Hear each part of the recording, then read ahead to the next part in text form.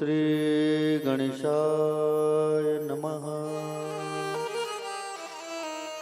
ओम श्री सरस्वत्यो नमः। ओम श्री गुरु चरण कमलेभ्यो नमः। ओम श्री उमा महेश्वराभ्यो नमः। ओम श्रीमातृपेतृ चरण कमलेभ्यो नमः।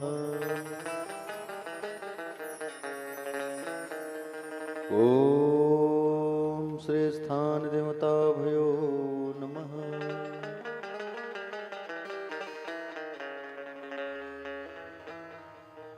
अज्ञानतिमिरान्धस्य ज्ञानाञ्जनशलाकया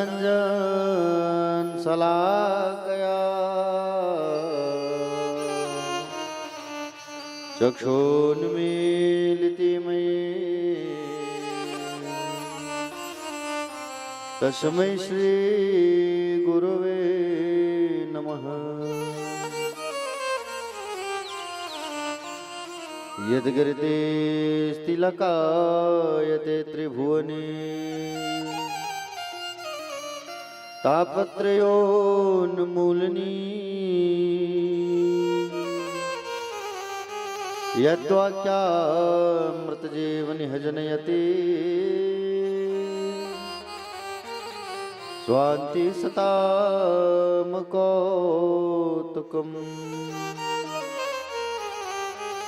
यत्र पादाब्जरजप्रसादकणतः कैवल्यमापद्यते सोऽयं कोऽपि महेश्वरो विजयते श्रीपाणिपात्रो गुरुवे नमः। नमो भगवते तुभ्यं वासुदेवाय धीमहि प्रद्युम्नाय निरुद्धाय नमः शङ्करशरणाय च बरहपीडं नटवरवपु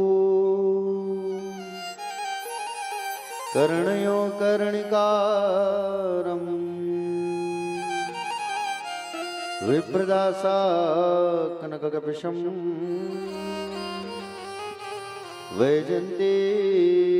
वैजन्तीशमाला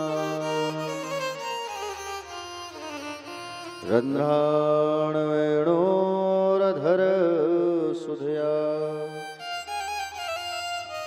पूरेण गोपवन्दे वृन्दारण्यस्वपदरमणं प्राविशद्गीतकीर्तिः।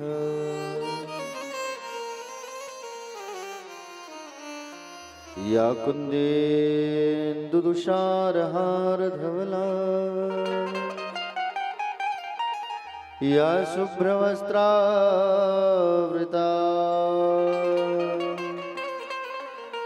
या वीणावरदण्डमण्डितकरा या श्वेतपद्मासना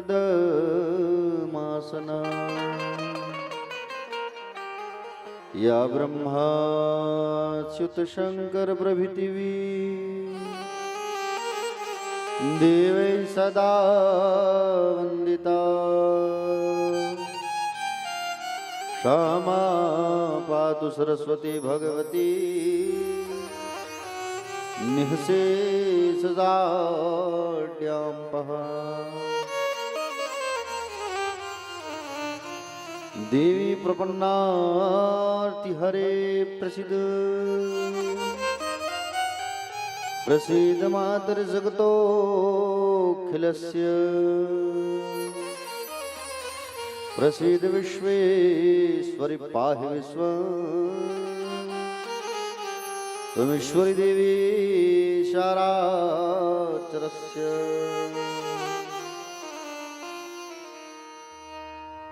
भवानी शंकरो वंदे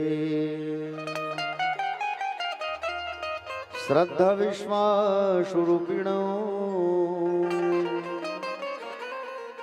नाभ्यां विना न पश्यन्ति सिद्धस्वान्तस्थमीश्वरः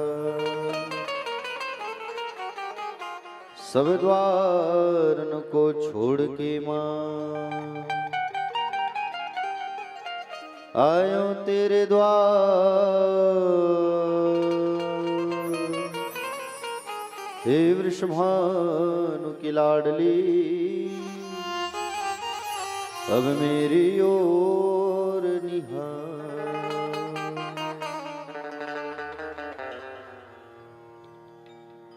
अधरम मधुरम वदनम मधुरम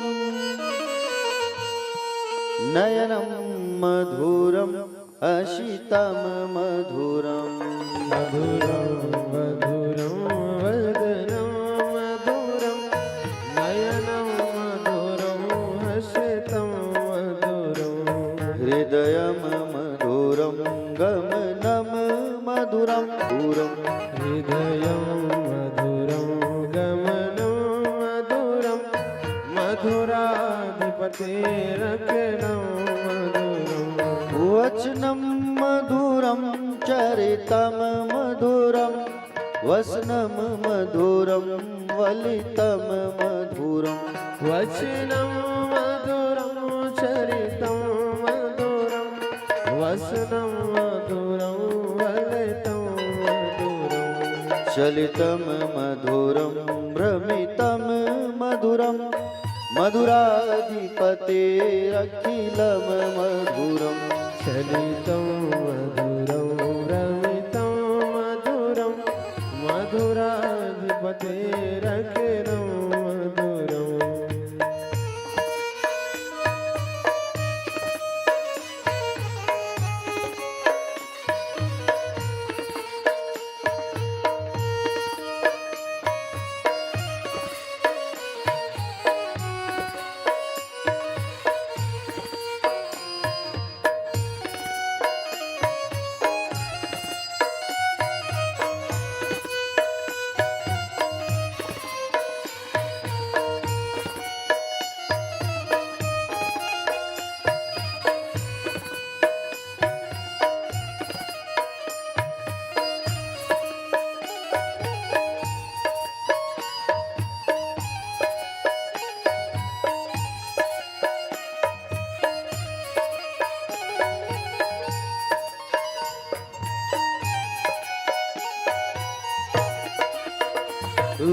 वेणुर्मधुरा रेणुर्मधुरा पाणिर्मधुरा पादो मधुरो वेणुर्मधुरा रेणुर्मधुरा पाणिर्मधुरा पादौ मधुरा नित्यं मधुरं सख्यं मधुरं मधुराधिपतेरखिलं मधुरम् नित्यं मधुरं सख्यं मधुरं मधुराधिपतेरखिलं मधुरम् गीतं मधुरं गीतं मधुरं भुक्तं मधुरं सूक्तं मधुरम् गीतं मधुरं पीतं मधुरं भुक्तं मधुरं सूक्तं मधुरम् रूपं मधुरं तिलकं मधुरं मधुराधिपतेरखिलं मधुरम् रूपं मधुरं तिलकं मधुरं मधुराधिपतेरखिलं मधुरम्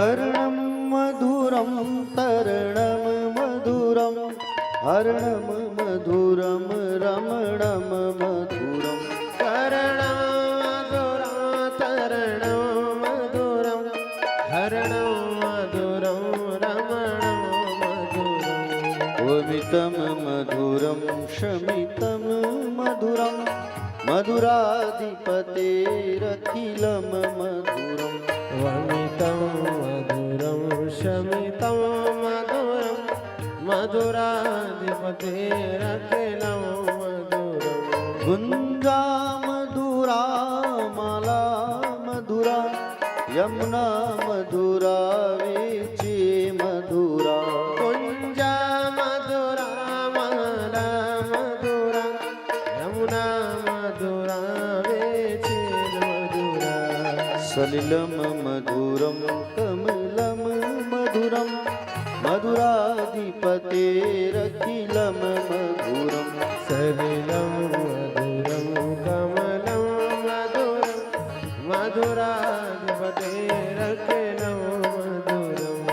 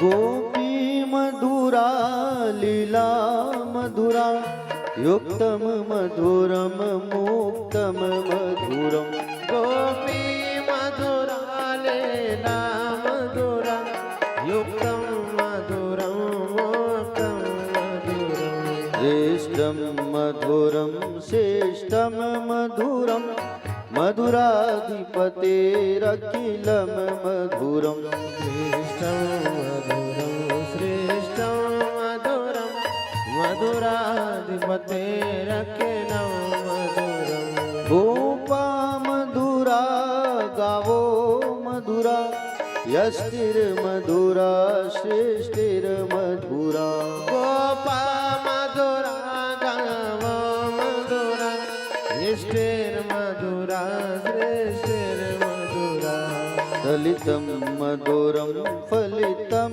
मधुरं मधुराधिपतेरखिलं मधुरम् दलितं मधुरं फलितं मधुरं मधुराधिपतेरखिलं मधुरम् मधुराधिपतेरखिलं मधुरम् मधुराधिपतेरखिलं मधुरम् मधुराधिपतेरखिलं मधुरम् मधुराधिपतेरखिलं मधुरम् मधुराधिपतेरखिलं मधुरम् मधुराधिपतेरखिलं मधुरम्। बोले गोविंद भगवान की जय। शिवा के बिहारी लाल की जय। श्रीमद् भागवत महापुराण की जय। व्यास नारायण भगवान की जय। श्री सुखदेव जी भगवान की जय। श्री परीक्षित जी महाराज की जय। सीताराम जी भगवान की जय। वीर हनुमंत लला की जय। पूज्य अपने अपने माता पिता की जय। पूज्य अपने अपने श्री गुरुदेव भगवान की कथा पंडाल में विराजमान सभी भक्तजन आदरणीय जन सम्माननीय जन करुणामयी ममतामयी वात्सल्यमयी दयामयी कृपामयी माताएं अध्यात्म प्रेमी रसिक जन श्रोता समाज और दूर दूर से पधारे हुए सभी भक्तजन, नंद वसुदेव जैसे पिता तुल्य आदरणीय जन, सम्माननीय जन, गणमान्य जन, आप सभी का व्यास मंच से हार्दिक वंदन है, स्वागत है, अभिनंदन है। आप सभी को सादर सीताराम, जय श्री कृष्ण, जय श्री राधे। आइए आज की कथा में प्रवेश करने के पूर्व हम सब जो है 2 मिनट भगवान का नाम उच्चारण करते हैं, तो उसके पश्चात फिर कथा पर हम सब जो है आगे बढ़ेंगे। बोले वाके बिहारी लाल की, राधा रमण लाल की, सांवरिया सेठ सरकार की।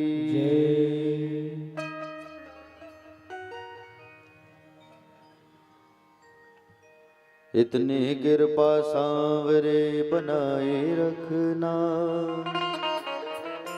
मरते दम तक सेवा में लगाए रखना। इतनी कृपा सांवरे बनाए रखना, मरते दम तक सेवा में लगाए रखना। इतनी कृपा सांवरे बनाए रखना, मरते दम तक सेवा में लगाए रखना। इतने कृपा सांवरे बनाए रखना, मरते दम तक सेवा में लगाए रखना।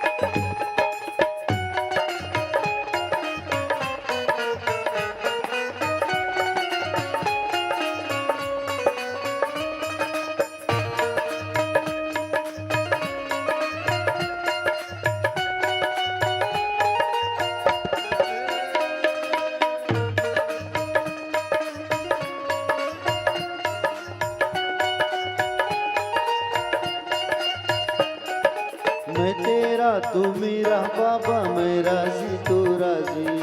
तू मेरा मैं तेरा बाबा, मैं राजी तू राजी। तेरे नाम पे लिख दी मैंने इस जीवन की बाजी। तेरे नाम पे लिख दी मैंने इस जीवन की बाजी। लाज तुम्हारे हाथ में, लाज तुम्हारे हाथ है, बचाए रखना। मरते दम तक सेवा में लगाए रखना। इतनी कृपा सांवरे बनाए रखना, मरते दम तक सेवा में लगाए रखना।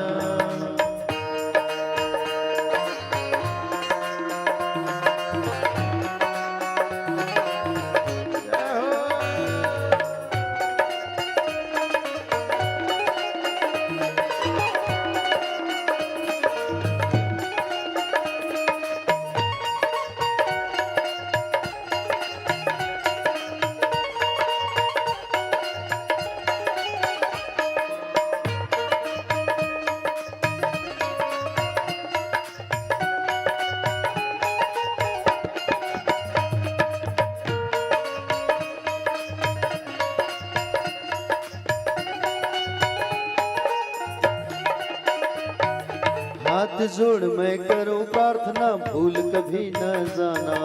हाथ जोड़ कर करूं प्रार्थना, भूल कहीं न जाना।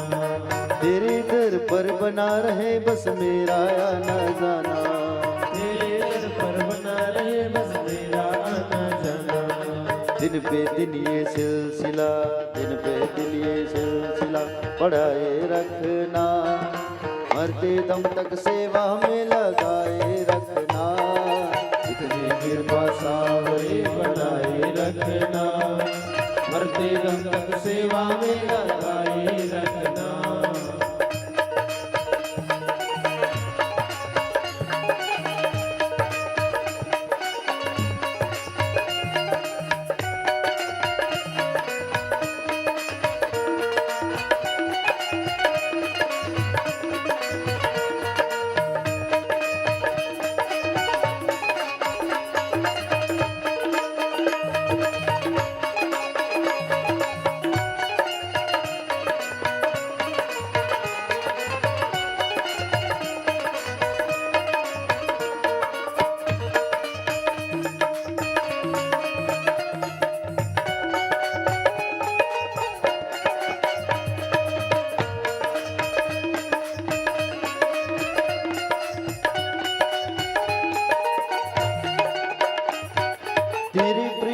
में मन लगता और कहीं न लागे।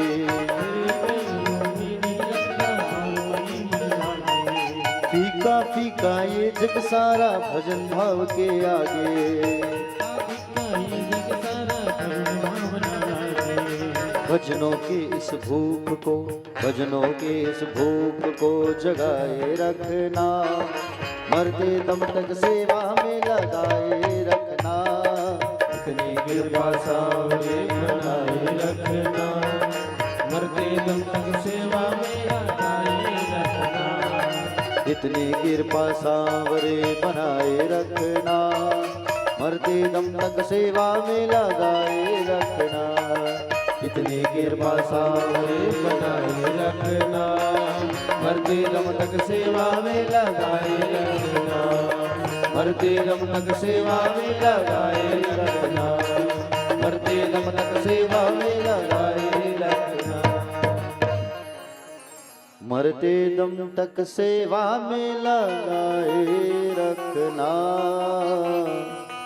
इतनी कृपा सांवरे बनाए रखना, मरते दम तक सेवा में लगाए रखना। मूल्य गोविंद भगवान की जय, श्री बांके बिहारी लाल की जय, प्यारी प्यारी ब्रज किशोरी की जय। राधे राधे। श्याम से मिला दे।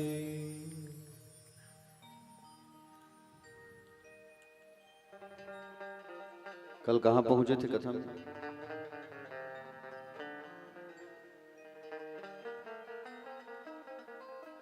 कल राजा परीक्षित जी को श्राप लगा। किसने श्राप दिया राजा परीक्षित को? शंकर भाऊ। आप परीक्षित बन करके बैठे हो, चलो बताओ आपको श्राप किसने दिया? सब लोग सुने महाराज, वही भुला गए सुनियो। कैसे परम बाबू? ठीक, इसलिए कह रहा हूं ध्यान से कथा सुनना। प्यारे भक्तजन, ठाकुर जी जो है परीक्षा बहुत लेते हैं, चीज याद रखना जीवन में। जो भक्त उनके करीब जाता है ना, या जाने का जो इच्छा रखता है, उनका पग पग में परीक्षा लिया जाता है। और यहाँ की कथा में शायद वही हो रहा है, लगता है मुझे। जो जगह मिलना था आप लोगों को, वो जगह नहीं मिल पाया कथा के लिए। अब यहाँ कर रहे हैं तो फिर बहुत सारी समस्याएं हैं, और सबकी समस्याओं को देखते हुए, बच्चों की परीक्षाओं को भी देखते हुए, हम सब बस ये 4 बॉक्स में ही कथा कर रहे हैं। नहीं तो फिर 8 पोंग लगता है मेरी कथा में, और दूर दूर तक जो है आवाज जो है जाता है। लेकिन यहाँ हम लोग एकदम कम साउंड में ही कथा कर रहे हैं, वो भी सुबह भजन वजन नहीं चला रहे हैं और शाम को भी नहीं चला रहे हैं। बच्चों की परीक्षा है, केवल कथा के समय चला रहे हैं। अब कहीं एकदम ज्यादा ही आवाज कम कर देंगे, सुनेंगे ही नहीं तो फिर गला बैठ जाएगा। सुनने में भी आनंद नहीं आएगा और सुनाने में भी आनंद नहीं आएगा। अपने तरफ से हम लोग पूरी आवाज को कम कर ही दिए हैं। कहीं न कहीं ठाकुर जी परीक्षा ले रहे हैं यहाँ की कथा में, ऐसा लग रहा है मुझे। चलिए ठीक है, कोई बात नहीं, परीक्षा तो देने के लिए तैयार हैं हम लोग। फैसला उनके हाथ में है, ठाकुर जी के हाथ में।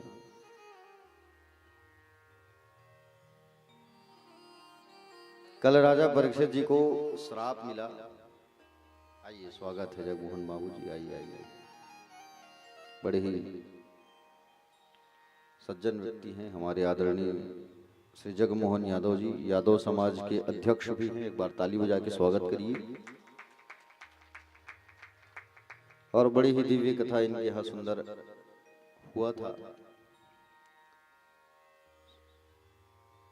प्यारे भक्तजन, कल राजा परीक्षित को श्रृंगी ऋषि ने श्राप दिया क्योंकि उनके पिता का अपमान किया गया था। श्रृंगी के पिता का नाम है समीक महाराज। समीक ऋषि का अपमान कैसे हुआ? मरे हुए सांप को उनके गले पर डाल दिया गया था। किसने डाला था? जोर से बोलो। मरे हुए सांप को राजा परीक्षित ने समीक के गले में डाला। उनके पुत्र ने उन्हें श्राप दिया। कहीं सीधी सी बात है, जहां माता पिता और गुरु का निंदा होता है, अपमान होता है, बुराई होती है, उस जगह पर मत जाना कभी। ठीक है, उस जगह में जाना मत। अगर तुम्हारी अगर शक्ति है तो तुम उससे बदला लेना, उसका प्रत्युत्तर जवाब देना। लेकिन अगर तुम में शक्ति नहीं है तो तुम चुपचाप कान बंद करके वहां से चले जाओ। समझ रहे हैं ना प्यारे भक्तजन? राजा परीक्षित ने उनके पिता का अपमान किया।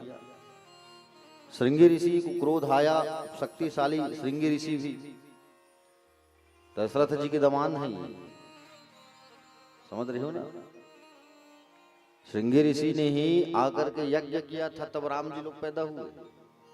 बड़े शक्तिशाली श्रृंगी ऋषि कोई छोटे मोटे ऋषि थोड़ी हैं। समझ रहे हो ना? और हमारे छत्तीसगढ़ में इनका पर्वत भी है, श्रृंगी ऋषि का पहाड़ है सिहावा में।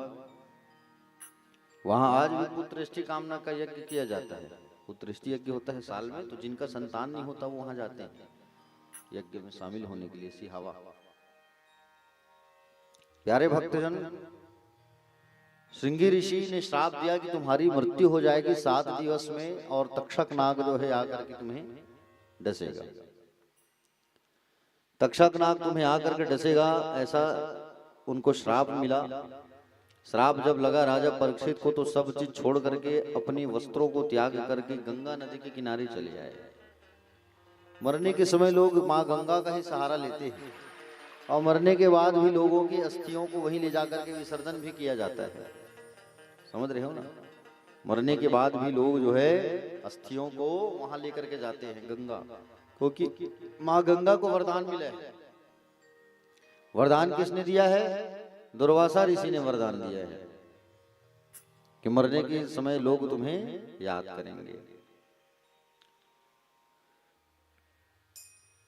प्यारे भक्तजन, राजा परीक्षित भी गंगा नदी के किनारे बैठे हुए हैं, और गंगा नदी के किनारे सुंदर विराजमान है, और 25,000 संत वहां इकट्ठा हो गए।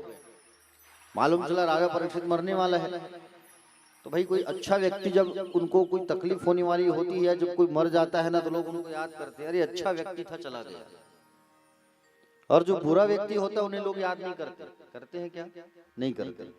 लेकिन जब कोई अच्छा व्यक्ति चला जाता है हमारे घर से, हमारे परिवार से, हमारे समाज से, तो उस व्यक्ति को सब बहुत याद करते हैं कि अच्छा व्यक्ति था चला गया। कबीरदास जी कहते थे, कबीरा हम पैदा हुए जग हसे हम रोए, करनी कुछ ऐसा कर चलो, हम हंसे जग रोए। करनी कुछ ऐसा कर चलो कि जाने के बाद लोग तुम्हें याद करके बोले अच्छा व्यक्ति था भाई चला गया। हा? और आज राजा परीक्षित जी महाराज हाथ जोड़ करके स्तुति कर रहे हैं भगवान की कि प्रभु 7 दिन मेरी जीवन बची, और 7 दिन मेरी जो जीवन बची है उस जीवन को आप सुधारो आओ, और मुझे ज्ञान अमृत प्रदान करो, मुझे ज्ञान दो प्रभु आओ, आ करके आप जो है मुझे ज्ञान प्रदान करो। ऐसा सुंदर राजा परीक्षित हाथ जोड़ करके वंदना कर रहे हैं, ध्यान लगा रहे हैं। और उसी समय भगवान श्री सुखदेव जी महाराज का आगमन होता है। सुखदेव जी महाराज, एक गाय को दूहने में जितना समय लगता है ना, गाय देखे हो नहीं? किसके यहाँ है गाय? गाय आपके यहाँ दूध देता है? दूध देती है गाय? गाय को दूहने में कितना समय लगता है माता जी? 10 मिनट, 7 मिनट, 8 मिनट, 10 मिनट अधिकतम, है कि नहीं? उतने ही समय तक सुखदेव भगवान रहते थे किस स्थान में? एक गाय को दुहने में जितना समय लगता है ना, उतना ही समय एक स्थान में वो बैठते थे। अब सोचो, अब वो व्यक्ति जो है 7 दिन बैठ करके राजा परीक्षित को श्रीमद् भागवत की कथा सुनाए हैं।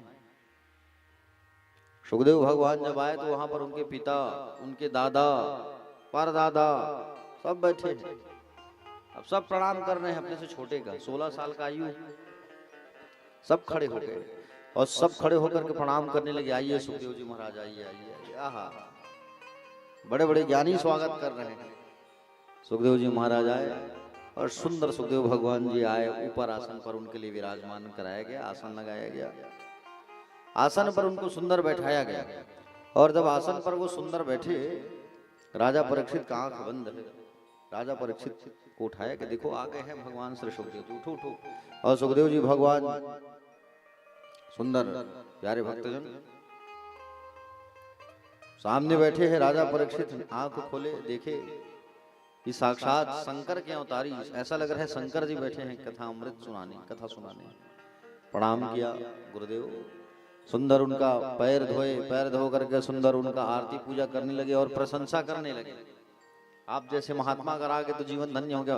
बाकी संतों ने सारा किया, प्रशंसा मत करो, तुम्हारे पास समय कम है, प्रशंसा करोगे वो उठ के चले जाएंगे। अनोखे संत हैं वो।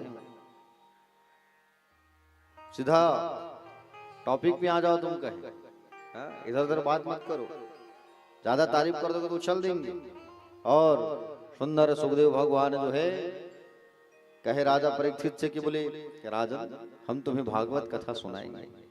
तो भागवत कथा सुनाएंगे कहे तो राजा परीक्षित ने तुरंत प्रश्न कर दिया।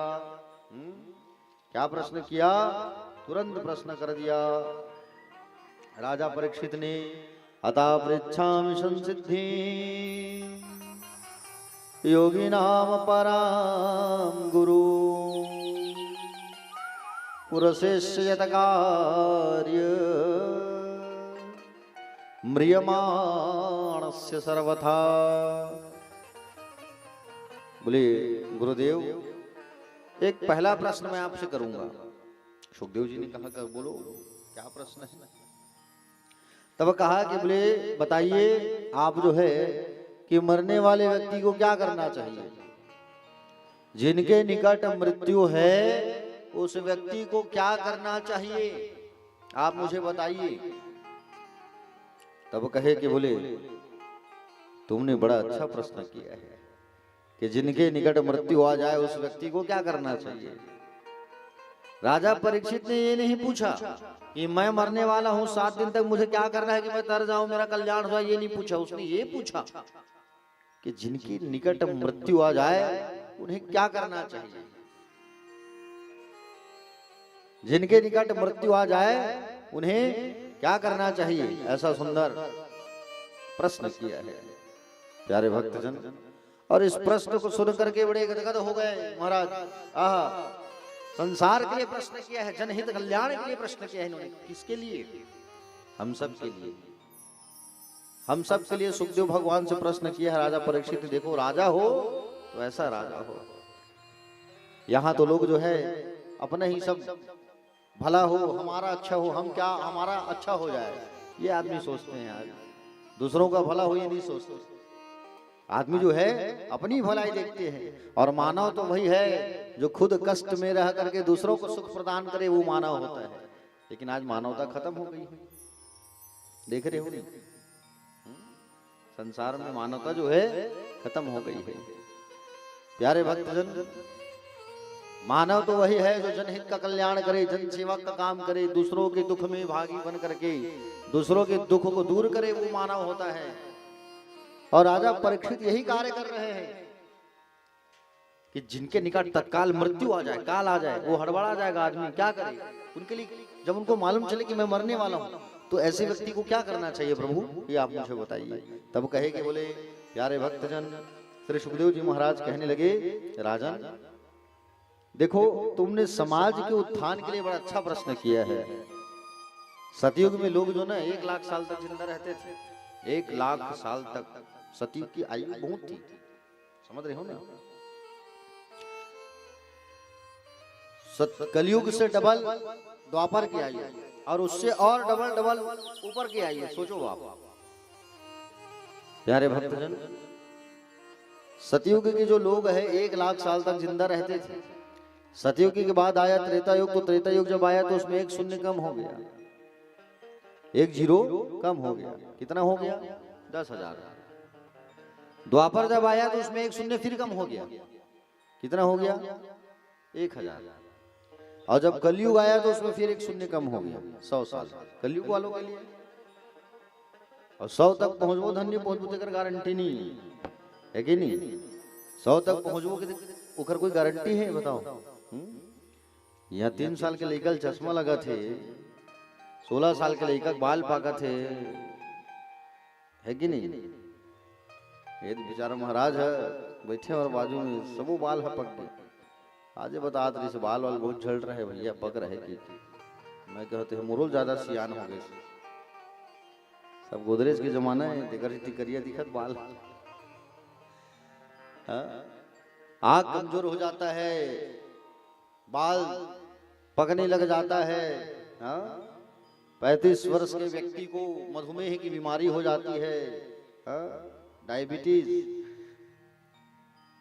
40 साल के व्यक्ति लोग आज देखो हार्ट अटैक आ रहा है, मर रहे हैं।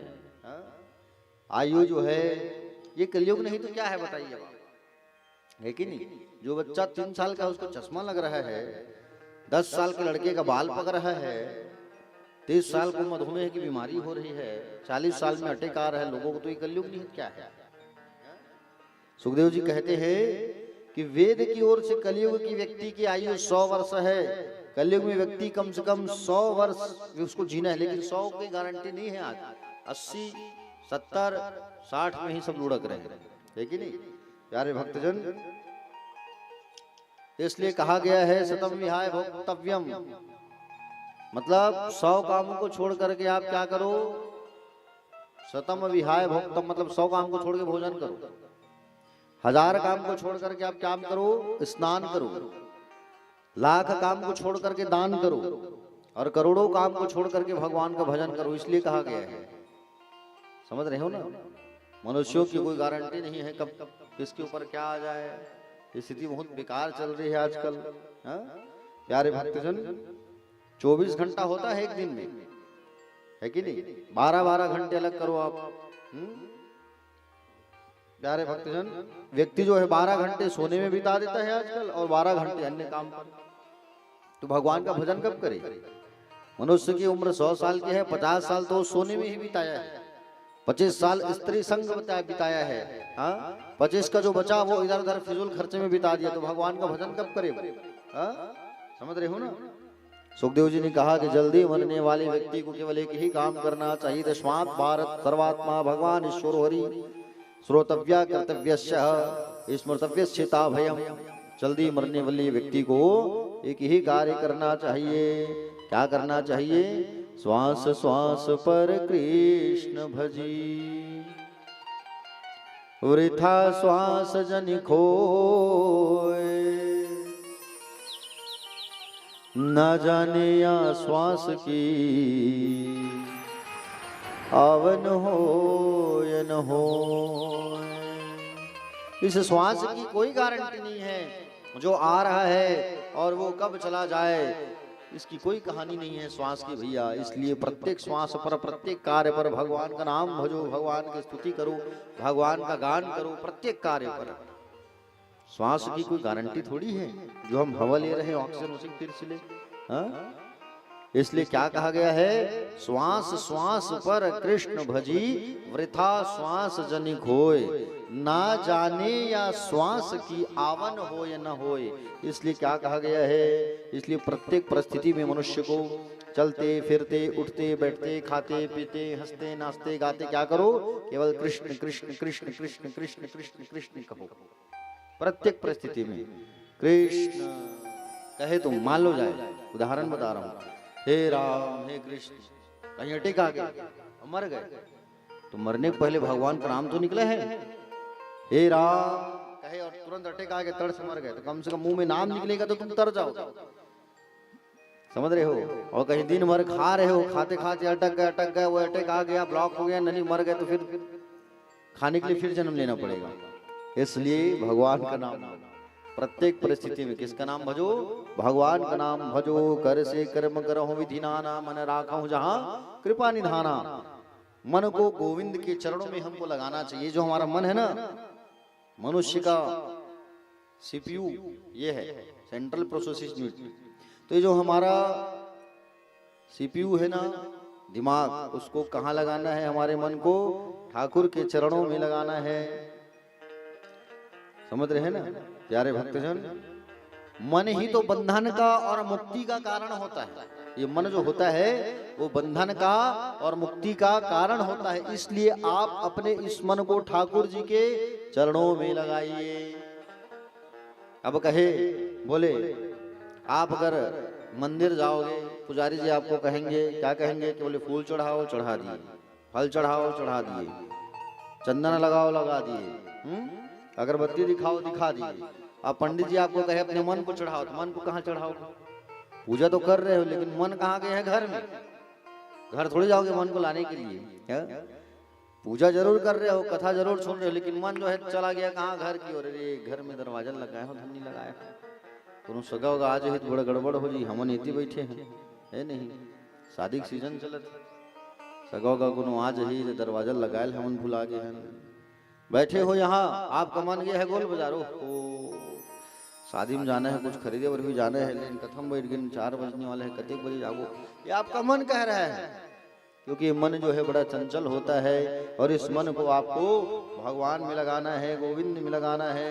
प्यारे भक्तजन, परीक्षित जी ने कहा कि बोले प्रभु सुखदेव जी, इस मन को भगवान के चरणों में हम कैसे लगाएं? ये जो मन है हमारा, उसे भगवान के चरणों में हम कैसे लगाएं?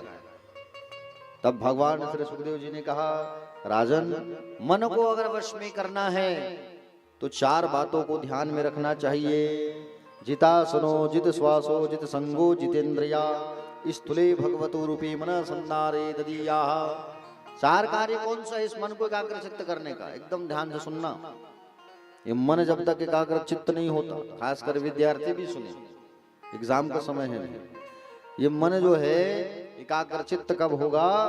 जब आप मन को जीतोगे। और मन को जीतने के लिए क्या करना पड़ता है? पहला कहा गया है जितासनो। जितासन मतलब आसन को जीतो।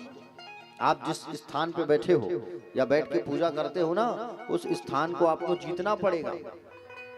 आसन को जब जीतोगे, बहुत देर तक बैठने की आदत जब डालना पड़ेगा आपको, और बहुत देर तक बैठने की जब आदत डालोगे तब आसन को जीत पाओगे आप। दूसरा बताया गया है जित श्वासो। जित श्वासो मतलब प्रातः जल्दी उठना चाहिए, ब्रह्म मुहूर्त में उठ जाना चाहिए। 4:30 बजे के बाद सोना अपराध माना गया है। ठीक है, देखो स्नान 3 प्रकार का होता है, एक ऋषि स्नान, एक मनुष्य स्नान और एक देव स्नान।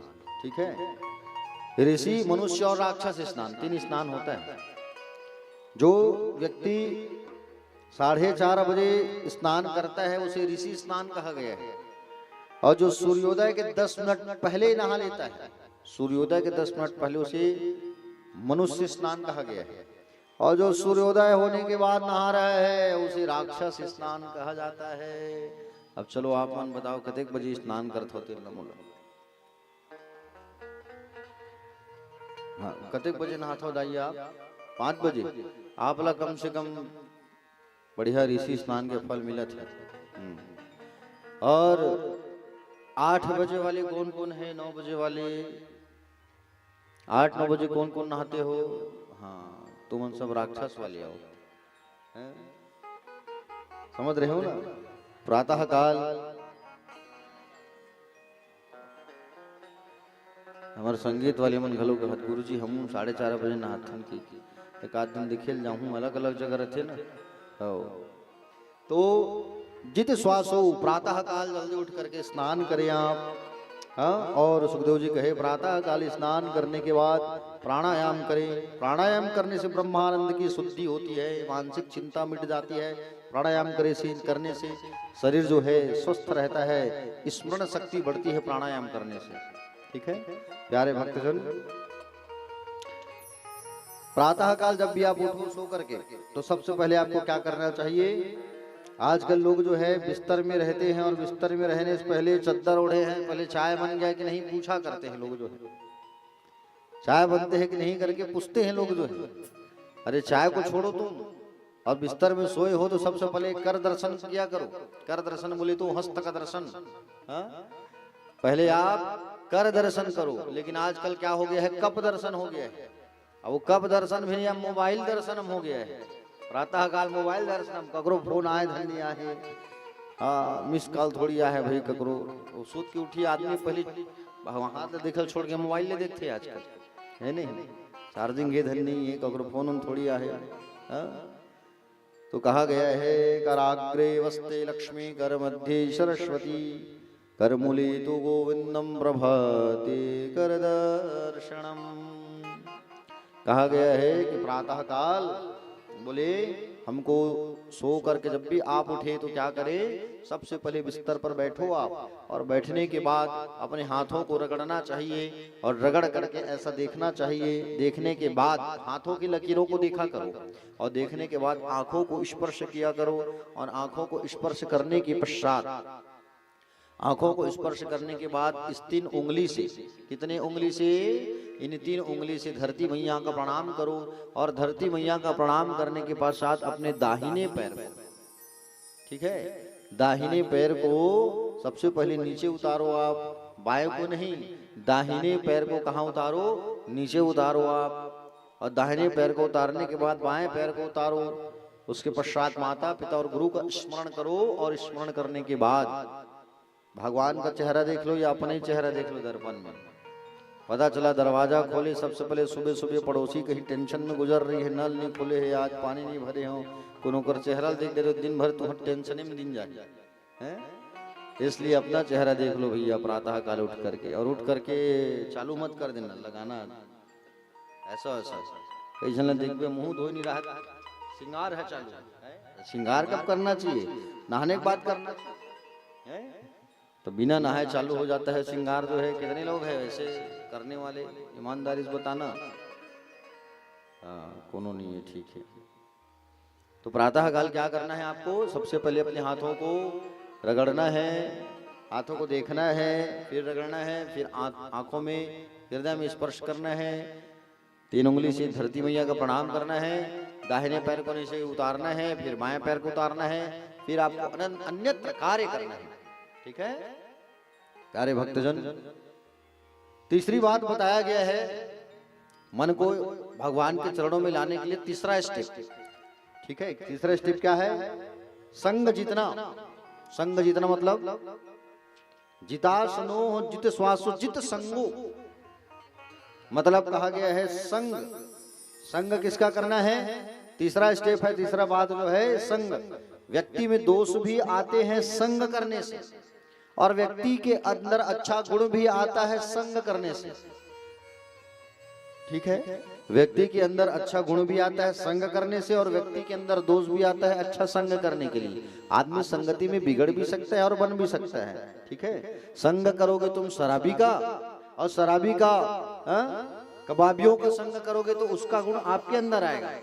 उसका गुण अगर आपके अंदर आएगा तो आपका जीवन सुधर नहीं पाएगा। अच्छे व्यक्तियों का संग करोगे तो उनकी अच्छाई आपके अंदर आएगी, समझ रहे हो ना।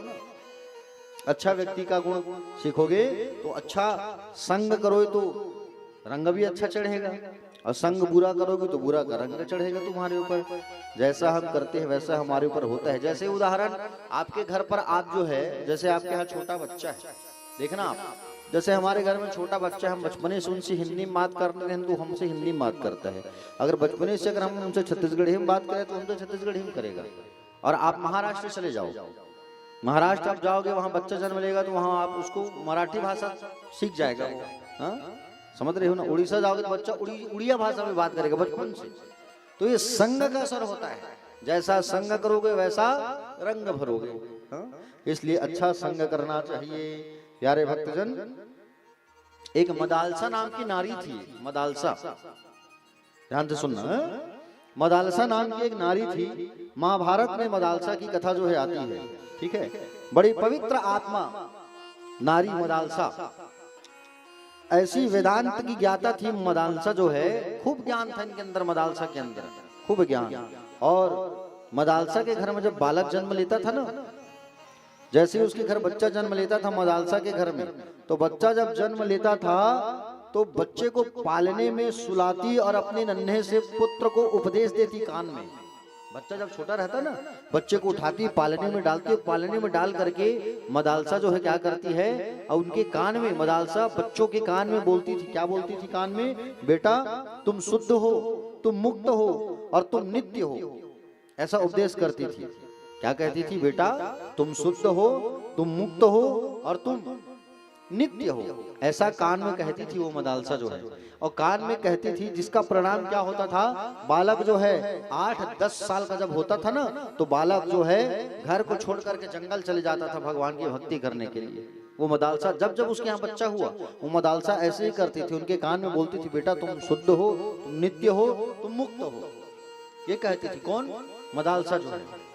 तो एक दिन सारे बच्चे उनके चले गए। राजा ने कहा, बोले देवी मेरी सभी पुत्रों को तुम जो है महात्मा बना दिए हो, लेकिन एक काम करो, जो छोटा पुत्र है उसको तो कम से कम राजपाट वंश चलाने के लिए, राजपाट कार्य चलाने के लिए छोड़ दो। तो ठीक है महाराज, आप कह रहे हो तो मैं वैसा ही करूंगी।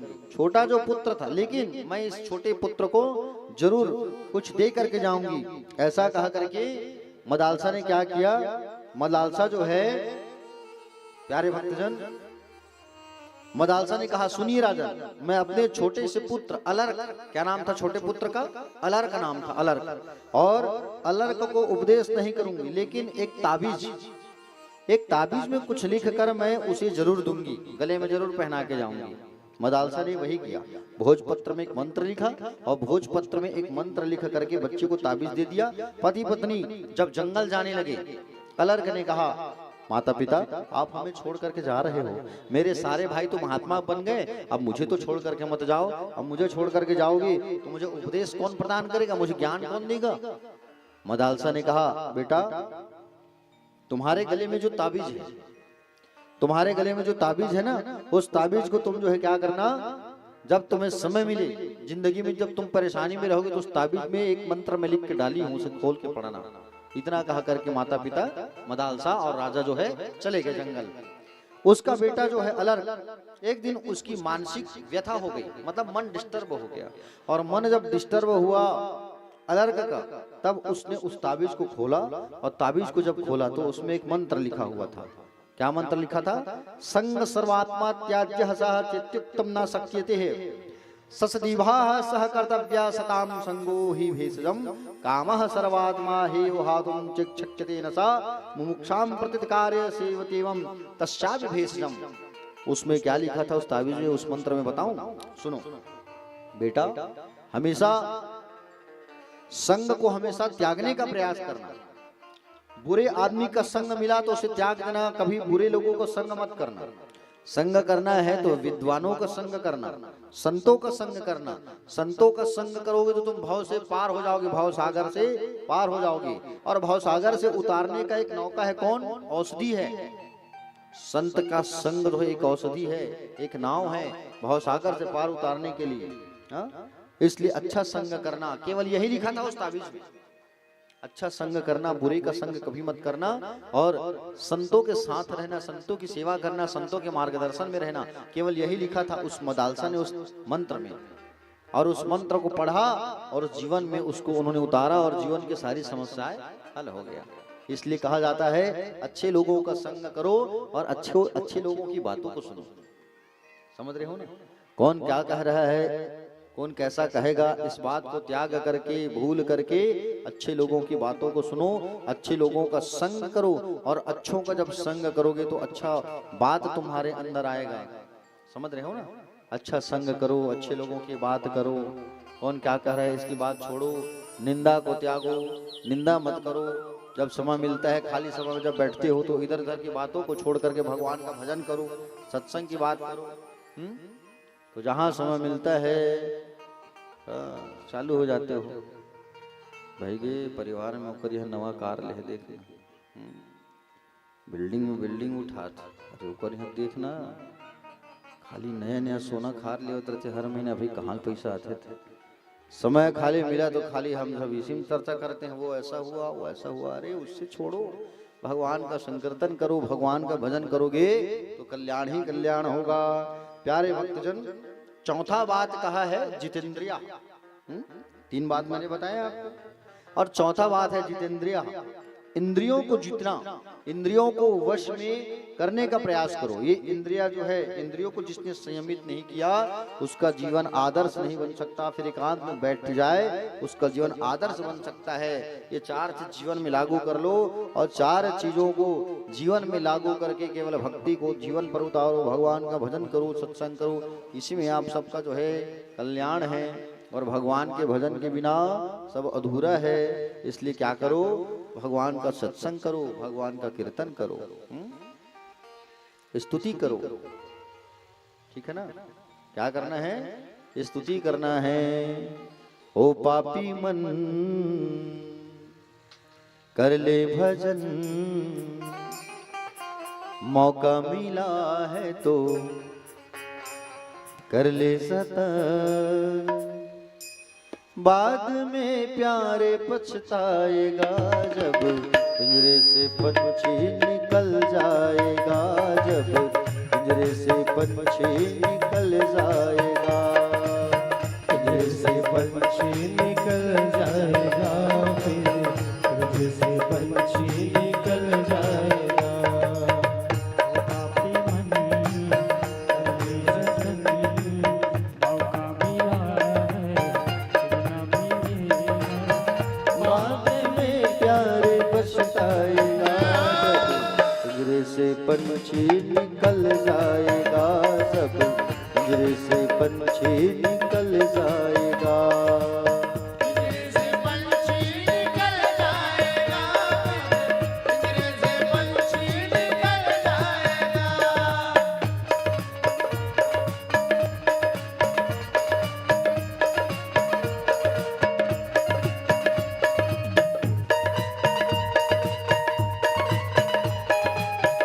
तालियों की सेवा करते हुए सभी गाइए।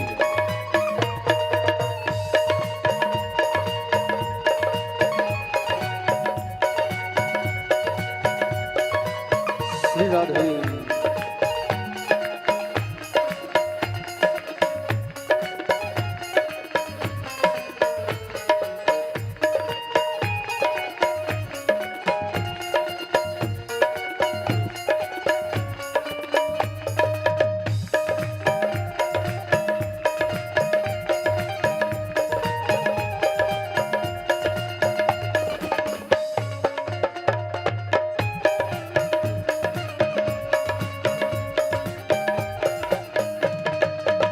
चार दिनों का जग का मेला, 4 दिनों का जग का मेला, कोई न संगी साथी अकेला, संगी साथी अकेला, जैसा तो आया जग में वैसा ही जाएगा, ऐसा तो आया जग में वैसा ही जाएगा। मुट्ठी बांध के आया जग में हाथ पसारे जाएगा, मुट्ठी बांध के आया जग में हाथ पसारे जाएगा। बाद में प्यारे पछताएगा जब पिंजरे से पंछी निकल जाएगा, जब पिंजरे से पंछी निकल जाएगा, पिंजरे से पंछी निकल जाएगा, जब पिंजरे से पंछी निकल जाएगा।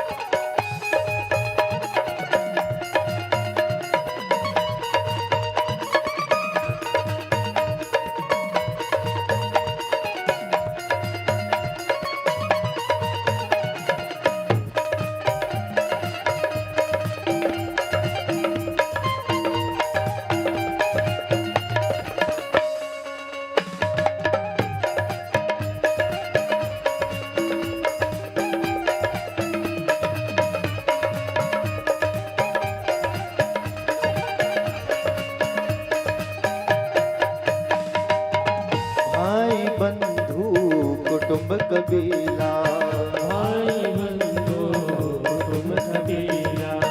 ये तो जग का झूठा झमेला, ये तो जग का झूठा झमेला, मरने के बाद तुझे आग में जलाएंगे, मरने के बाद तुझे आग में जलाएंगे, 13 दिनों का ये मातम मनाएंगे, 13 दिनों का ये मातम मनाएंगे, बाद में प्यारे पछताएगा जब पिंजरे से पंछी निकल जाएगा, जब पिंजरे से पंछी निकल जाएगा। पिंजरे से पंछी निकल जाएगा, जब पिंजरे से पंछी निकल जाएगा।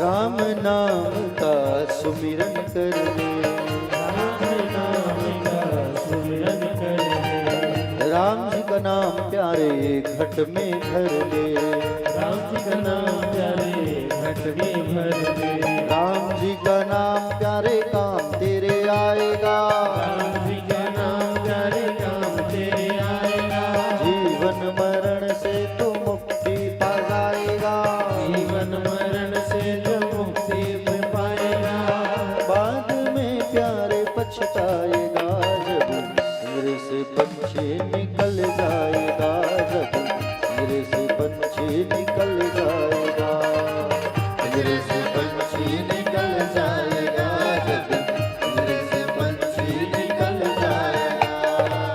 ओ पापी मन कर ले भजन, मौका मिला है तो कर ले सतन, बाद में प्यारे पछताएगा जब पिंजरे से पंछी निकल जाएगा, जब पिंजरे से पंछी निकल जाएगा, पिंजरे से पंछी निकल जाएगा, जब पिंजरे से पंछी निकल जाएगा, पिंजरे से पंछी निकल जाएगा, जब पिंजरे से पंछी निकल जाएगा, पिंजरे से पंछी निकल जाएगा, जब पिंजरे से पंछी निकल जाएगा। पिंजरे से पंछी निकल जाएगा, जब पिंजरे से पंछी निकल जाएगा। बोलिए गोविंद भगवान की। दोनों हाथ उठाइए, जिनके दो हाथ है वही उठाना, और जिनके हाथ नहीं हो मत उठाना। चलिए राधे राधे। श्याम श्याम राधे। थोकड़न जोर से चिल्लाओ, खाना ना खाए हो कि नहीं खाए हो आप? वैसे तो नहीं है कि आज बृहस्पति उपास हो। चलो बड़े भाव से कहते हुए राधे राधे।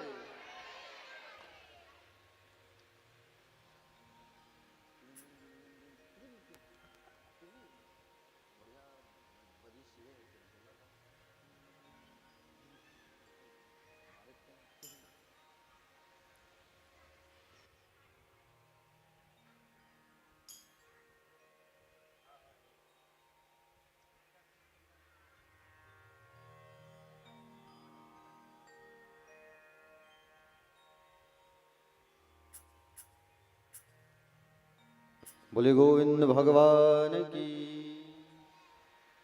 प्यारे भक्तजन, भगवान श्री सुखदेव जी महाराज ने कहा,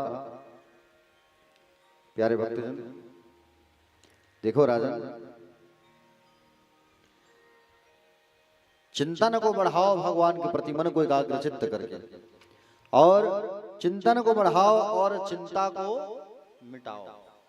सुंदर भगवान ने कहा, चिंतन को मिटा करके हमें क्या करना है? चिंता को मिटा करके चिंतन करना है। किनका? भगवान का। कब? एकाग्रचित्त होकर के, एकाग्रचित्त होकर के भगवान का ध्यान, भगवान का भजन और भगवान का स्मरण करना है। प्यारे भक्तजन, राजा ने कहा, प्रभु एक बात बताइए, भगवान इस सृष्टि को कैसे बनाते हैं, सृष्टि का विस्तार कैसे होता है, ये मुझे जानना है। तब कहा कि सृष्टि का विस्तार जो है पूरे भगवान नारायण के ऊपर सारा विश्व प्रपंच पालित होता है। सारे सृष्टि को चलाने वाले केवल भगवान नारायण हैं। नारायण से ही दुनिया चलती है और नारायण ही भगवान सृष्टि को उजाड़ने की शक्ति भी वही रखते हैं। कौन? श्री हरि नारायण। प्यारे भक्तजन, और उपदेश आप मुझे सुना रहे हैं, इसको भागवत धर्म कहा गया है। परीक्षित जी कह रहे हैं, इस भागवत का उपदेश सबसे पहले नारायण ने ब्रह्मा को किया कैसे, मुझे बताइए। तब श्री सुखदेव जी महाराज ने कहा कि बोले राजन, सारी सृष्टि में पहले कुछ भी नहीं था, केवल पानी ही पानी था। समझ रहे हो ना? ये सारी सृष्टि में पहले कुछ भी नहीं था। रायपुर, दुर्ग, धमतरी, तुअरमठ पारा, सोनी नगर, चंगोरा माठा, कुछ नहीं थी इस पहले। समझ रहे हो नहीं?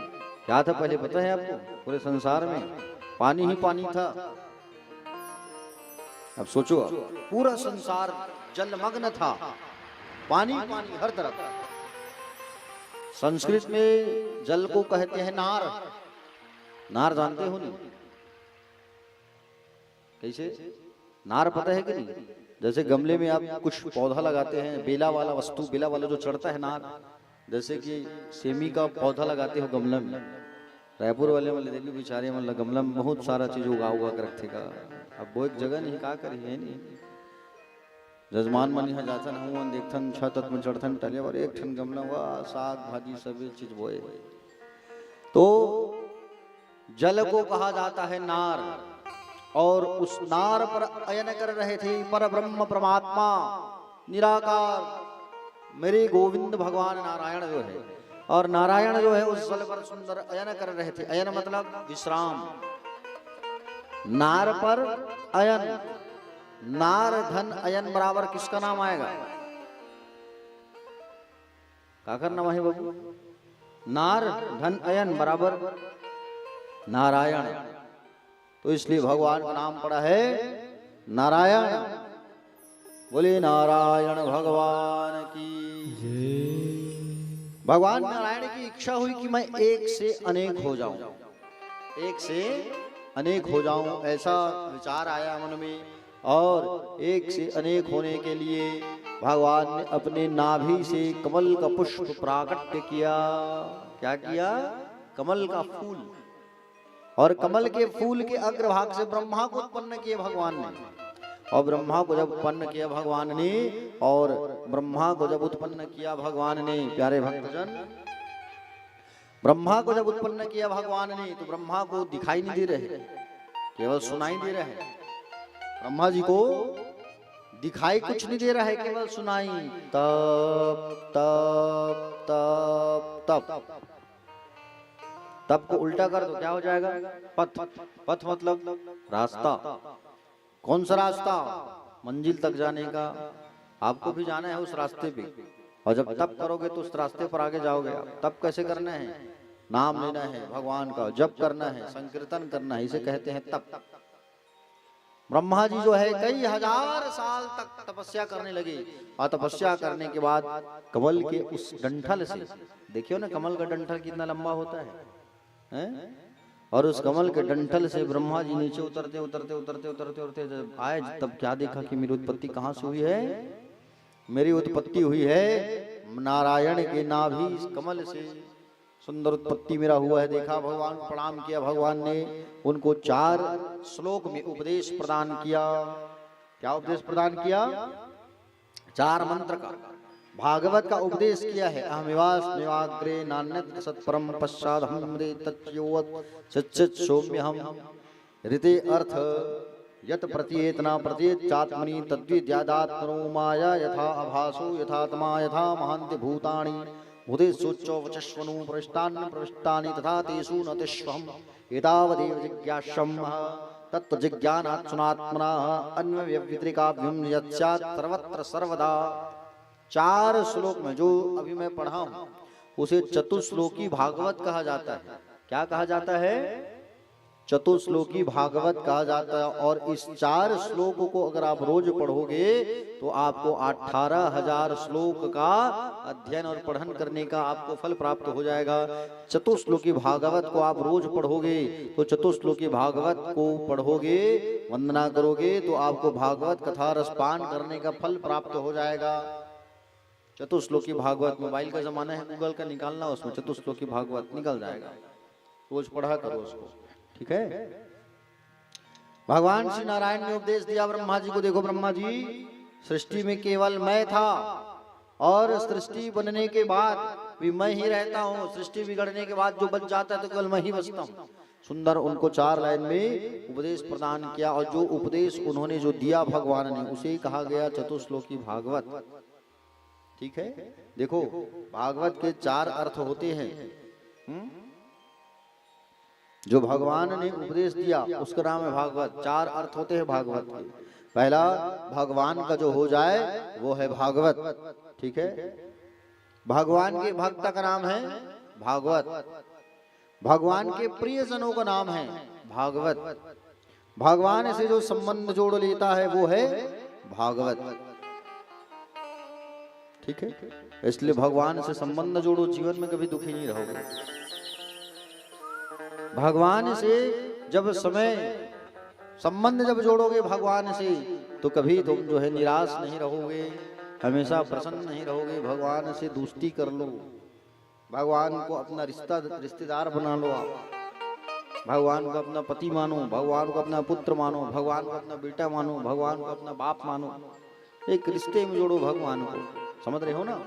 और एक रिश्ते में जब जोड़ोगे भगवान को तो जीवन में कोई समस्या नहीं आएगा, समझ रहे हैं ना। राजा परीक्षित से भगवान कहने लगे, एक बात बताओ परीक्षित, भगवान जल्दी किसको मिलते हैं? राजा बोले, भगवान उसी को मिलते होंगे जो दिन में 5 बार नहाता होगा, 5 बार जो स्नान करता होगा, भगवान उन्हीं को मिलते होंगे। जो दिन में 5 बार नहाता है भगवान उन्हीं को प्राप्त होते हैं।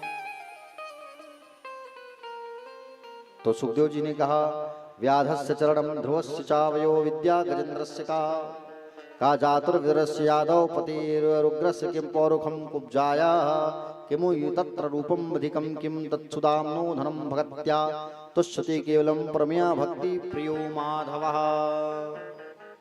यदि 5 बार नहाने से भगवान मिलते, परीक्षित एक बात बताओ, राम जी जो है भालुओं को, वानर को, बंदरों को भी तो गले से लगाए हैं और वो तो जाड़े के दिन में 3-4 महीने नहाते नहीं हैं। राम जी वनवास के समय सबको गले से लगाए हैं। मिले हैं कि नहीं मिले भगवान? जानवरों को मिले कि नहीं मिले? हा? और जो नहाता है उसे मिलते हो बोल रहे हो, तो लोग तो नहाते नहीं, भगवान उनको भी मिले हैं। और तुम कहोगे कि बोले भगवान जो है उम्र देखते होंगे, तो भगवान उम्र भी नहीं देखते। अगर भगवान उम्र देखते कि इसका बड़ा उम्र है, मैं इसके पास जाऊंगा, इनको दर्शन दूंगा, ऐसा अगर भगवान सोचते तो ध्रुव का उम्र कितना था? बोलो ना, 5 साल। ध्रुव की उम्र कितनी थी? कितना था ध्रुव की उम्र? 5 साल। भगवान उनको मिले कि नहीं मिले? मिले। भगवान जो है विदुर निम्न जाति में जन्म लिया था, लेकिन भगवान उनके घर जा करके भाजी खाए कि नहीं खाए? बताइए। गजेंद्र हाथी पानी में डूब रहा था, गोविंद कहा भगवान दौड़ करके आ गए वैकुंठ से, बताओ। तो भगवान को जो भाव से पुकारता है, भगवान कहते हैं भाव का भूखा हूं मैं, भाव का भूखा हूं मैं। जो भाव से मुझे भजता है, भाव का भूखा हूं मैं, भाव एक सार, जो भाव से मुझे भजता है तो भाव से बेड़ा पार है। भाव बहुत बड़ा चीज होता है। भाव भाव ये जो होता है ना, ये सब जगह काम आता है। भाव जो है, समझ रहे हो, सब्जी भाजी लेने वाला भाव नहीं, बाजार गए हो कतिक भाव है टमाटर के, वो वाला भाव नहीं, मन का भाव। समझ रहे हो ना, मन का भाव बड़ा इंपॉर्टेंट होता है। आपका भाव कैसा है, व्यवहार कैसा है, भगवान के प्रति आपका मन कैसा है, ये भाव काम आता है आपका। समझ रहे हो ना, मन का भाव। प्यारे भक्तजन, भाव हमारा कैसा है यही मायने रखता है। भगवान श्री सुखदेव जी महाराज कहने लगे राजा परीक्षित से, बोले हे राजा, मैं तुम्हें विदुर की चरित्र सुनाता हूं। परीक्षित ने पूछा कि भगवान ने छिलका कब खाया, कन्हैया ने छिलका कब खाया, ये मुझे बताइए प्रभु। तब बताया, सुनो राजन, बोले जब कौरव जो है पांडवों के साथ अत्याचार कर रहे थे, अन्याय, जिस समय षड्यंत्र किया जा रहा था कि लाछा गृह में जलाया जाएगा, है ना, उसी समय विदुर जी आए और विदुर जी आकर के धृतराष्ट्र से कहने लगे, हे राजा, मैं मंत्री होने के नाते नहीं, एक आम आदमी होने के नाते, एक आम नागरिक होने के नाते आपसे मैं निवेदन कर रहा हूं कि बोले आप जो हैं पांडवों के साथ अत्याचार मत करो। वो कमजोर नहीं है, बस आदर करते हैं आपका, वो कमजोर नहीं है, बस आपका आदर करते हैं वो, इसलिए उनके साथ अत्याचार मत करो। 5 गांव मांग रहे हैं, दे दो। आप जो है अपने पुत्र दुर्योधन को समझाओ, हाँ? जो अपना हित चाहता है। भगवान श्री सुखदेव जी महाराज बता रहे हैं कि बोले तुम अपने पुत्र दुर्योधन को समझाओ। दुर्योधन केवल अपना हित चाहता था, ठीक है, जो अपना हित चाहता है वो कौन है, दुर्योधन है। जो अपनों का हित चाहता है वो कौन है, युधिष्ठिर। और जो सबका हित चाहता है वो कौन है, भगवान श्री कृष्ण। समझ रहे हो ना, जो सबका हित चाहता है वो है मेरे कन्हैया। ये कन्हैया जो है सबका हित चाहते हैं संसार वालों का, याद रखना। प्यारे भक्तजन, दुर्योधन को तुम समझाओ महाराज, दुर्योधन की बात मत आओ। एक व्यक्ति अगर बुरा है तो परिवार से निकाल दो, परिवार वाले सुख से रहेंगे। अगर गांव एक व्यक्ति के कारण परेशान है तो गांव से उस व्यक्ति को निकाल दो, बाकी तो सुख से रहेंगे। उसी समय दुर्योधन आ गया। विदुर जी जब समझा रहे थे धृतराष्ट्र को, दुर्योधन आगे भड़क गया, बोले तुम हमारे मंत्री हो और हमारे मंत्री होकर के हमारे खिलाफ बात कर रहे हो तुम, आज हम तुम्हें मंत्री के पद से हटा रहे हैं। विदुर जी कहे तुम मुझे क्या हटाओगे, मैं खुद ही आज तुम्हारे मंत्री के पद से इस्तीफा दे रहा हूँ, मुझे नहीं रहना तुम लोगों के साथ। भाई दुष्टों के साथ क्यों रहे, अच्छों का संग करूंगा मैं, मुझे नहीं रहना तुम्हारे यहाँ और 1 मिनट नहीं रहूंगा मैं। दोनों को बीच तानातानी हो गया, दुर्योधन और विदुर के बीच। विदुर जी अपनी पत्नी को लेकर के जंगल चले गए। विदुर जी गए तो मानो उनके घर का, कौरवों का पुण्य चला गया, मान के चलो पुण्य। क्योंकि जब तक विदुर जी थे सलाह देते थे, सलाहकार थे कौरवों के, और सलाहकार की सलाह को मानोगे तभी बढ़िया रहेगा, और सलाहकार के सलाहों को नहीं मानोगे तो फिर जाके गड्ढे में धंस जाओगे। बोलो गोविंद भगवान की। विदुर जी महाराज चले गए, पत्नी को लेकर के कदली के जंगल पर रहने लगे। 12 साल तक इन्होंने तपस्या किया है भगवान का। 12 साल तक एक समय भोजन किया, एक समय फल खा करके 12 साल तपस्या किया है। समझ रहे हो, साधना अगर करना है, जीवन में कीर्तन करना है, भजन करना है, 12 साल की अवधि बना लो और 12 साल तक लगन लगा के कहीं भगवान का भजन कीर्तन करोगे तो 13वें साल में भगवान जरूर दर्शन देंगे। महाभारत युद्ध के पहले भगवान द्वारकाधीश जो है द्वारिकापुरी से आ रहे हैं संधि कराने के लिए। क्या कराने आ रहे हैं, जोर से बोलो, संधि। और संधि कराने जब आ रहे हैं उस समय भगवान जब रथ पर बैठ करके आ रहे थे तो सारे लोग रथ के पीछे पीछे दौड़ने लगे, भगवान आए, भगवान आए। भाई भगवान को कौन देखना नहीं चाहेगा, भगवान की झांकी कितनी अच्छी है, हा? भगवान की झांकी कितनी अच्छी है, भगवान की सुंदरता कितनी अच्छी है, हा? समझ रहे हो ना, भगवान की झांकी इतनी अच्छी है, भगवान की सुंदरता इतनी अच्छी है, क्या बताएं और क्या कहें।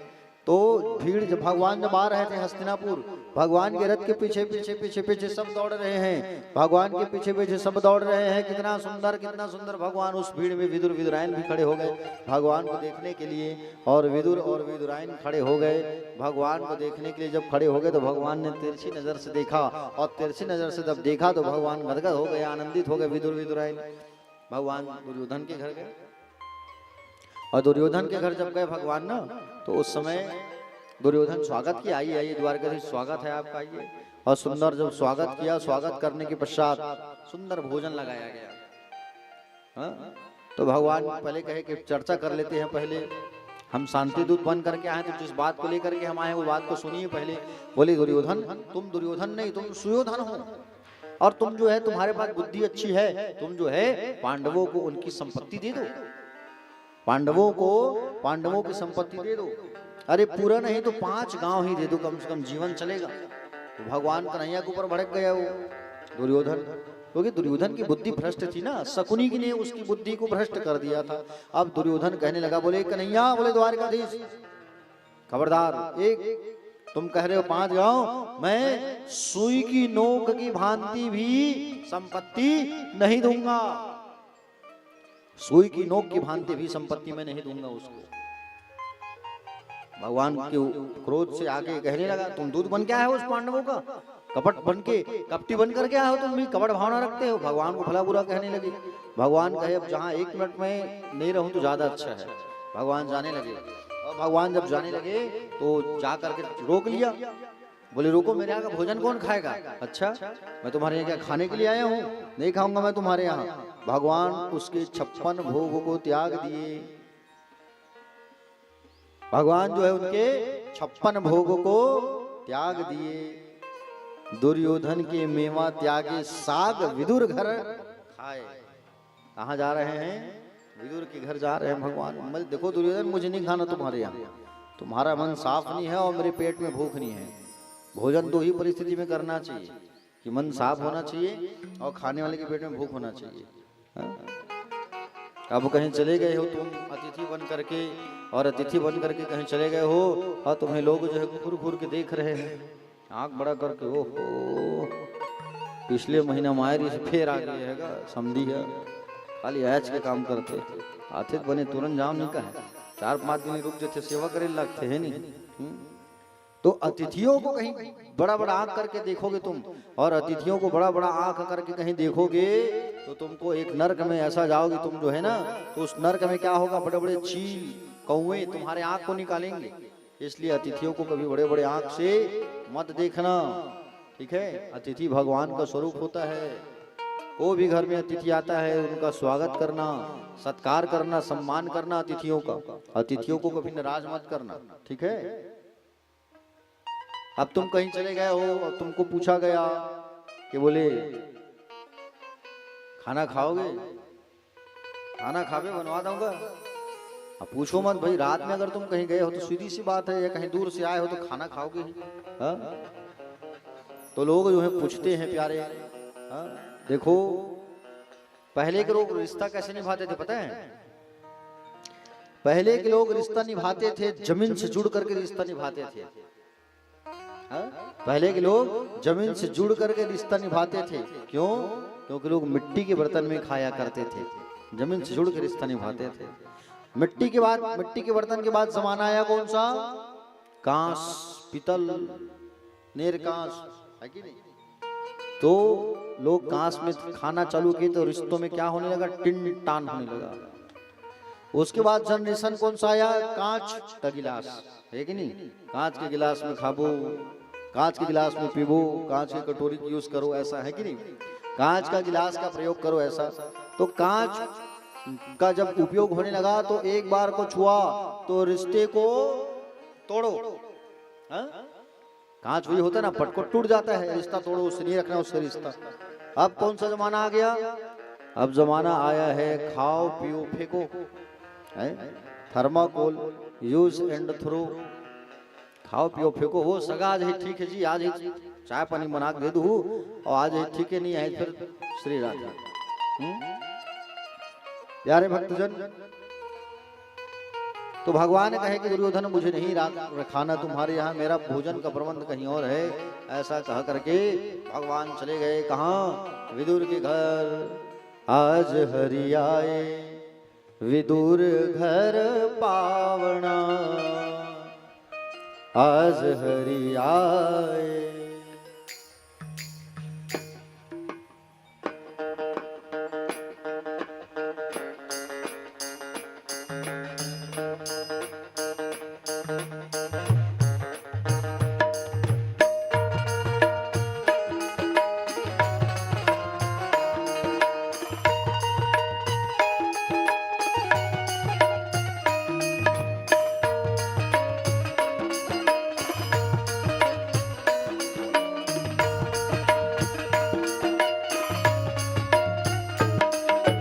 आज हरि आए विदुर घर पावना, आज हरि आए विदुर घर पावना, आज हरि आए।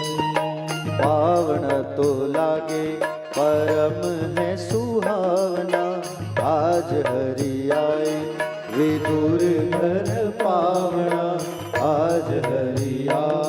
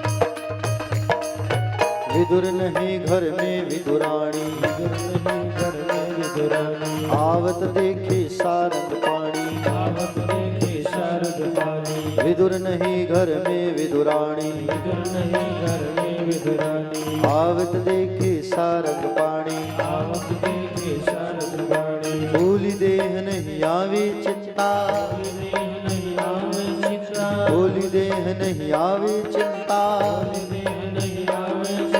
भोजन कहाँ जिमावना, आज हरि आए विदुर घर पावना, आज हरि आए।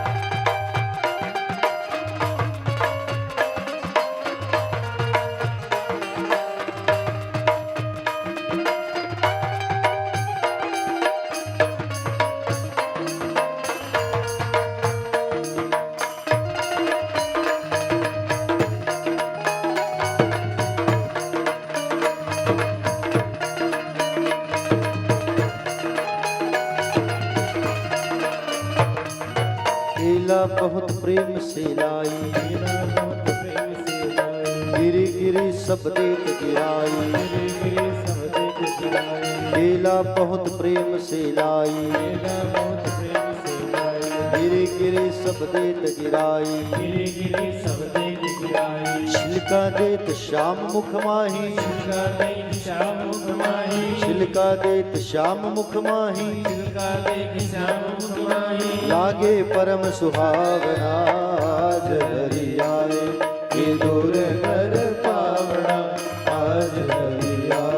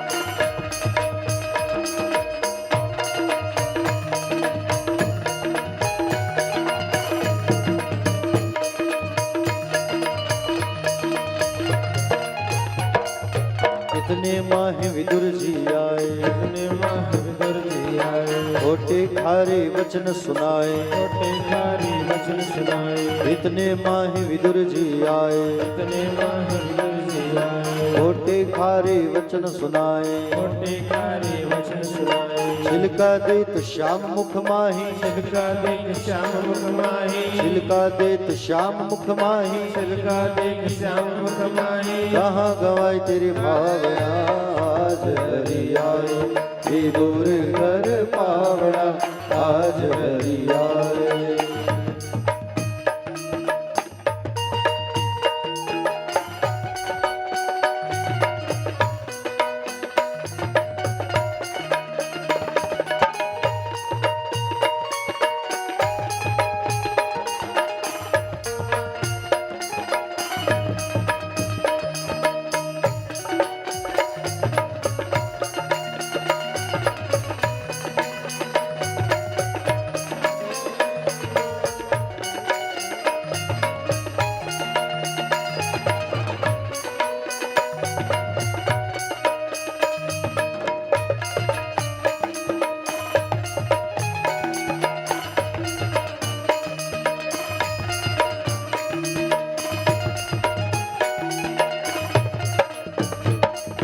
केला विदुर लिए कर माही, केला विदुर तेज माही, गिरे देत गिरधर मुख माही, गिरे गिरे गिरधर मुख माही, केला विदुर लिए कर माही, केला विदुर लिए कर माही, गिरे देत गिरधर मुख माही, गिरे देख गिरधर मुख माही, कहत कन्हैया सुनो विदुर जी, कहत कन्हैया सुनो विदुर जी, कहत कन्हैया सुनो विदुर जी, कहत कन्हैया सुनो विदुर जी, वो स्वाद नहीं आवना आज हरि आए, विदुर घर पावना आज हरि आए, विदुर घर पावना आज हरि आए, विदुर घर पावना, पावना तो लागे परम है सुहावना आज हरि आए, विदुर घर पावना आज हरि आए, विदुर घर पावना आज हरि आए।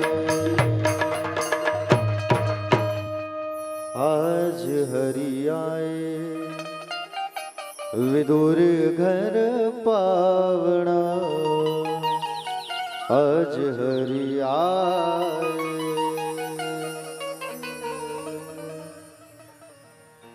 आज हरि आए विदुर घर पावना। पावना मतलब होता है पहुना। जिस समय भगवान जो है, जब भगवान जो है विदुर के घर जब आए और विदुर के घर जब आए भगवान जो है, तो उस समय चाची जो है, भगवान के चाचा चाची हैं कौन? विदुर और विदुराइन, भगवान के काका और काकी हैं, समझ रहे हो। तो भगवान जब आए उस समय विदुर जी की पत्नी, देखो जब एक पत्नी जो है पतिव्रत धर्म में रहती है तो उसको सम्मान स्वतः मिल जाता है। पति के साथ में सम्मान स्वतः कैसे प्राप्त होता है? अब विदुर की पत्नी का क्या नाम था? विदुराइन। विदुराइन नाम था ना विदुर की पत्नी का, विदुराइन नहीं नाम था। उनको विदुराइन कहा जाता था, लेकिन सही मायने में उनका नाम था सुलभा, सुलभा देवी नाम था। जैसे पति के साथ में पत्नी को सम्मान स्वतः मिल जाता है, जैसे सरपंच की पत्नी को सरपंचिन कहते हैं, भले उसको साइन करने मत आए, सरपंचिन सरपंच हवेगा बोलते हो कि नहीं। डॉक्टर की पत्नी डॉक्टरिन कहते हैं, भले भी चलिए सूजी लगाए मत है, लेकिन डॉक्टरिन दाई डॉक्टर हवेगा बोलते हैं कि नहीं बोलते हैं। तो पति के साथ में पत्नी को सम्मान ऐसे ही मिलता है। तो विदुर की पत्नी को विदुराइन कहते थे। अब चाची आई, चाची जहाँ रही थी और भगवान कन्हैया आए। कन्हैया जब आए उस समय दरवाजा खटखटाए, और दरवाजा जब खटखटाए तब कहे चाची काका। बोले अंदर से आवाज आया, बोले कौन? बोले चाची मैं द्वारिकाधीश। और जैसे ही कहे द्वारिकाधीश, जब द्वारिकाधीश ऐसा नाम जब सुना तो चाची नहा रही थी। नहाते नहाते चाची दौड़ पड़ी, सुध बुद्ध का ठिकाना नहीं। नहाते ही दौड़ पड़ी चाची जो है, भगवान आए जा करके दरवाजा खोलती है तो भगवान द्वारिकाधीश खड़े हैं। बोलो द्वारिकाधीश भगवान की। चाची तो नहा रही थी भैया, नहाते नहाते ही दौड़ी है, कपड़ा लत्ता का कोई ठिकाना नहीं। हा? भगवान अपने दुपट्टा को निकाले और पीला दुपट्टा को निकाल के फेंक दिए।